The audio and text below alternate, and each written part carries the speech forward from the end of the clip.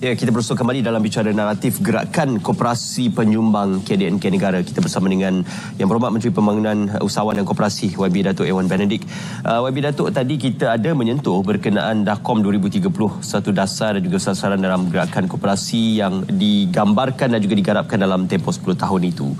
Kalau mengikut kepada situasi dan realitinya, apa mungkin sasaran DAKOM 2030 ini terrealiti untuk dicapai ataupun ada kemungkinan boleh dicapai dalam mungkin waktu-waktu yang terdekat ini, YB?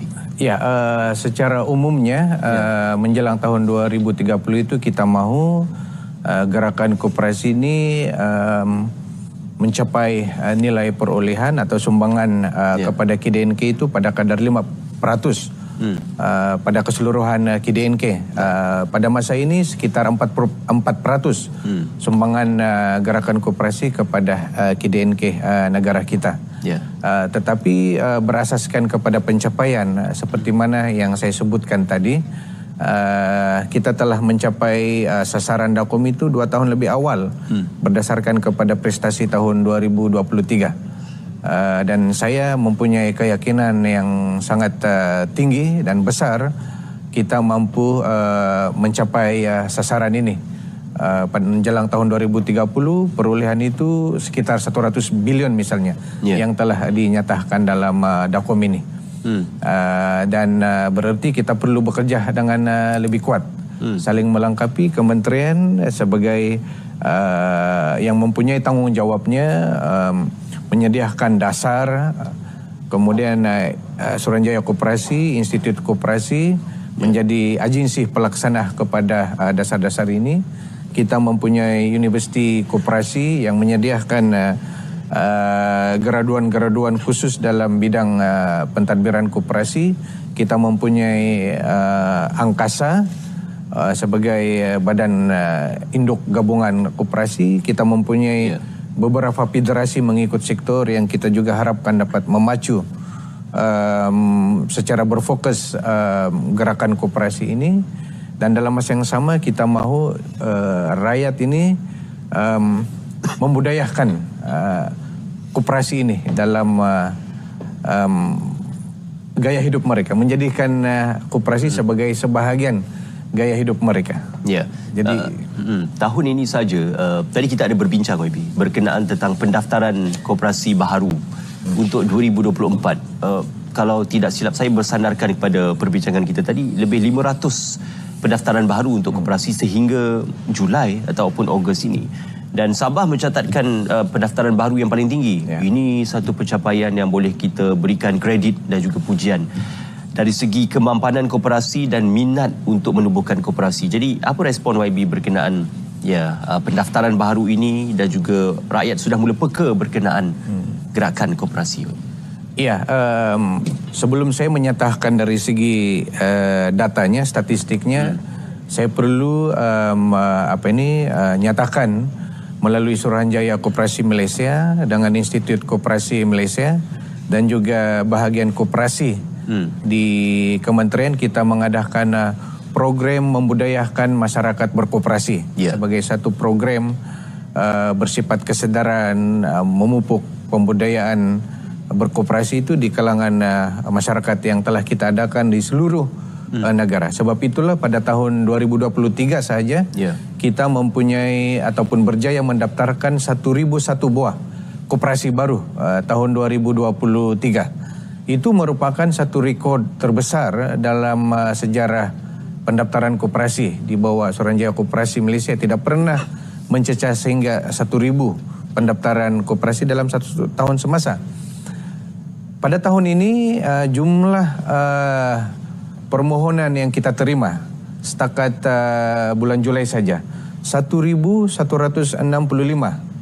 Ini jumlah permohonan yang diterima setakat Julai, daripada bulan Januari tahun ini sehingga bulan Julai tahun ini.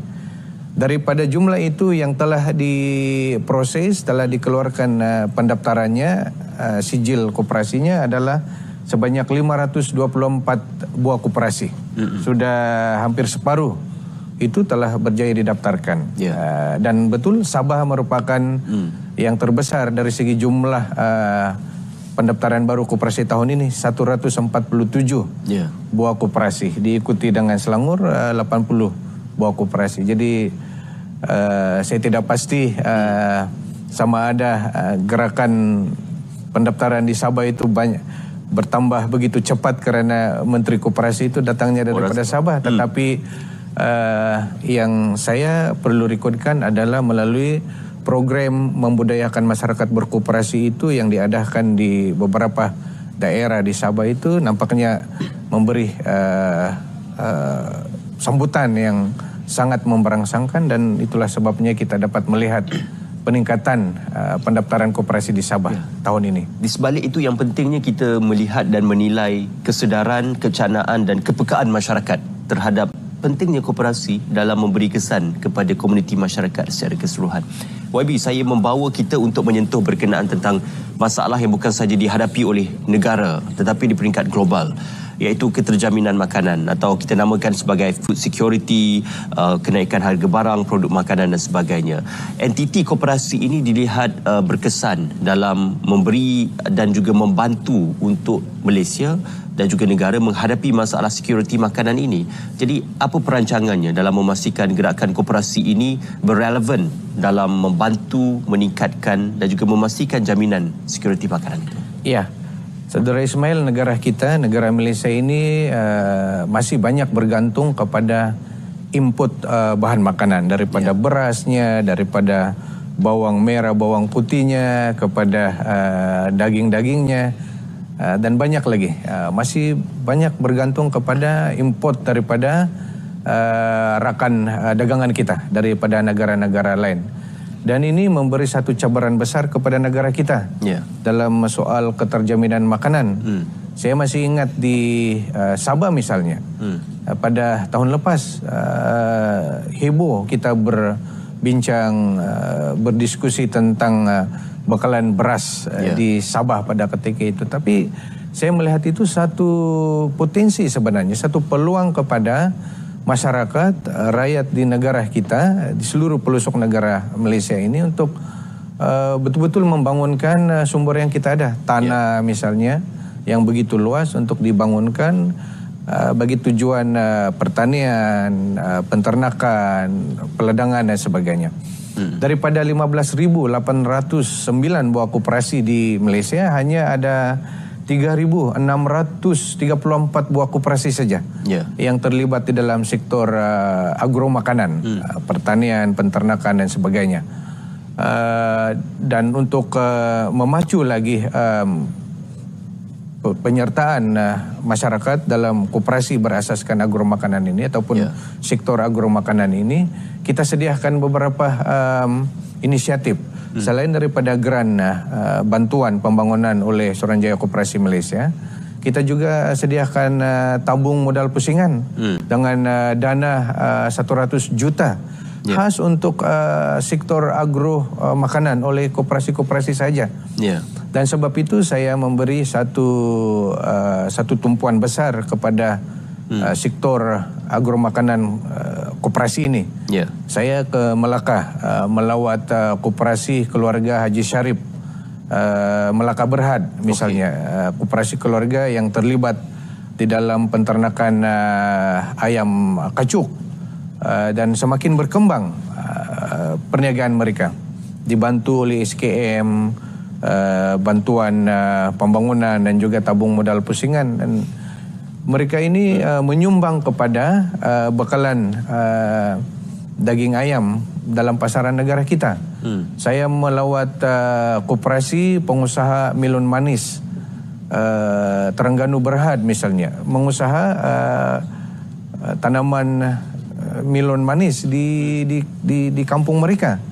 Jadi ini antara dua koperasi yang saya telah sempat melawat, dan sangat berbangga karena mereka membangunkan sumber-sumber yang ada milik keluarga mereka, milik komuniti mereka. Dan kalaulah masyarakat kita, rakyat kita dapat mengambil iktibar daripada kemungkinan insiden berlakunya krisis bekalan karena kebergantungan kepada input itu begitu besar, maka inilah yang kita mahu promosikan dari segi kesadarannya, mahu tingkatkan pembiayaannya, inisiatifnya, programnya di kementerian dan juga agensi kita, khususnya Suruhanjaya Koperasi Malaysia, supaya isu keterjaminan makanan ini merupakan tanggung jawab bersama kita. Kerajaan ada tanggung jawab, kementerian ada tanggung jawab, rakyat ada tanggung jawab.